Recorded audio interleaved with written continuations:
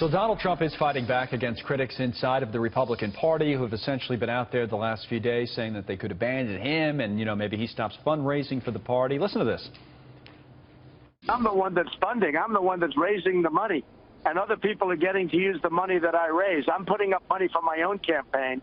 And as I did in as you know, I funded my own primaries. And I'm putting up money for my own campaign, but I'm raising a lot of money for the Republican Party. If it is true, that's okay, too, because all I'll have to do is stop funding the Republican Party. I'm the one raising the money for them. Now, all of this comes with reports out there suggesting that Republican officials may be focusing more on some of the down-ballot races as opposed to the top of the ticket. So let's talk about it. And Charlie Gasparino's in the newsroom today. He joins us from there. And John Tatum also joins us, fairly well-known Republican donor. So thanks to both of you. I do want to show you guys, it's significant having both John and Charlie on the show together. I want to show you a quick picture of, now this picture, now you see that? Look at the man in the middle you probably recognize, right? This is Charlie and John with Donald Trump. Now, if you follow Charlie on Twitter, you have seen this picture 4 million times. When he's fighting, John, you should know this, with somebody, wherever, about something on Twitter, as a joke, he always sends out this picture, don't you, Charlie? I do. I send that one out, and then there's me profusely sweating after a workout. What someone just, some Twitter troll just now said, sending that out is a form of harassment, by the way. Well, thank goodness. I've been informed, thankfully, that we do not have that picture available of you profusely sweating. John, tell us what you make of this back and forth. I'm sorry about the picture. Tell us what you make of this back and forth between Donald Trump and his own party. Is he okay here, or what's the story? Yeah, Connell, listen, I want to dispel some of the rumors that are being promoted by the Democratic side of the status here. So first of all, Mr. Trump and Reince Priebus are very tight. They're very close. They were together recently in Nantucket and for a fundraiser that was very successful. They were together. They're actually together today in Pennsylvania. So the notion that there's this big come to Jesus or whatever they call it meeting down in Orlando is a little bit overblown. I think the notion that they're going to split is mad, and I say mad from a standpoint of mutually assured destruction. Okay.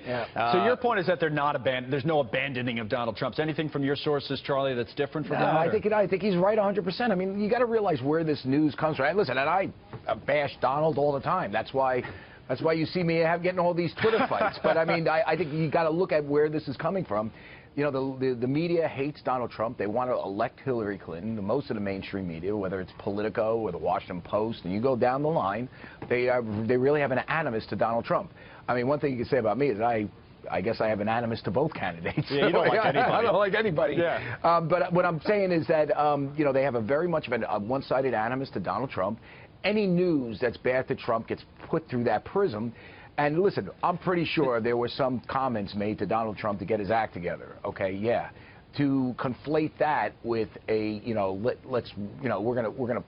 we're gonna disavow Donald Trump and get another candidate, which is essentially what some of these stories are saying, is absurd. He can't do it now, and he won't. There's some serious concern, though, John, isn't there, about some of the down-ballot races? I only say that because that's a different story, though. No, I understand that, but I say, Mitch McConnell has alluded to that, and there's some Republicans that are concerned that if the polls are right, that it's really going to hurt them in the Senate and the House, right? Well, but you've got to realize that, the down-ballot races need Donald Trump to succeed in their respective states. Right, so they should be more aggressively supporting him. Right. Exactly. I mean, I'm a friend of Marco Rubio's, and my advice, Marco's going to be in Dallas for an event at the end of the month, and my advice to Marco is going to be, you need to get out on the campaign trail with Mr. Trump. It sends a message to supporters that, hey, you know what, we're all on the same team, we're fighting for the same cause, lower taxes, lower business taxes, get the economy going, etc. And the other thing is, there's a contract between Mr. Trump on these fundraisers and the Republican Party. And he's right. The first $2,700 that's raised by contract goes to Mr. Trump's reelection campaign. So Reince doesn't want to take money away, nor could he. And, although, John, and you have to admit that Donald isn't a great fundraiser. Right, I mean, well, compared to others, I don't know, Charlie. Not that great. Well, he makes it sound like the whole thing would listen, fall apart without him, but I don't think that's. Well, think that's he's a big draw, and I want to invite you and Connell. I want to invite you and Connell to come to Fort Worth on the 23rd, Tuesday the 23rd. Charlie, bring We're having a big event in Fort Worth. Charlie, you know Leanne, my wife, hates these things, so I want you to be my +1. Okay. And we can go back to that photo. My wife hates them too, so I'll definitely be a +1. How's that? This is really bad. You come down, there's and there's going to be the two of you. The three of you, I should say. There's a major event in Fort Worth on the 23rd, and Donald Trump is the draw. I mean, he is the LeBron James of politics. I don't see Charlie in a Donald Trump fundraiser. That's just I don't want to speak for him, but I actually I do have a Made America Great Again hat that was made in China, by the way. Thanks, guys. John and Charlie. Stop. And next time, get John's permission before you put them all over the internet, would you, Charlie?